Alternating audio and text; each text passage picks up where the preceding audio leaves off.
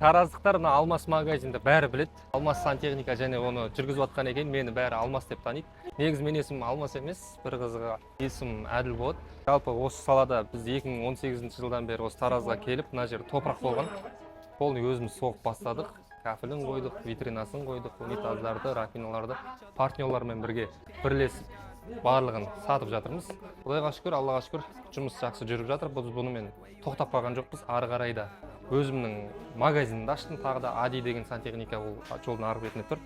Және біздің партнерлар мына мебельный цехтар құрастырды. Мебельді өзіміз Қазақстанда шығып жатыр. Жалпы ары қарай да біз өзімнің опытым бұл салада өте жеткілікті деп айтсам болады. Өзім Қытайға да барып келдім. Қытайға барып, унитаздардың қандай болу керек, заводтарға барып, қай жерін кесіп шығару керек, не болмаса қалай смыв болу керек деген сияқты мәселелердің бәрін шешіп қайттық. Қазір ол унитаздар да жақсы сатылып жатыр. Жалпы менің парақшама тіркеліп қойсаңыздар болады. Мен өзімді таныстыру мақсатында сіздерге осы парақшаны ашып, опытыммен бөлісетін боламын.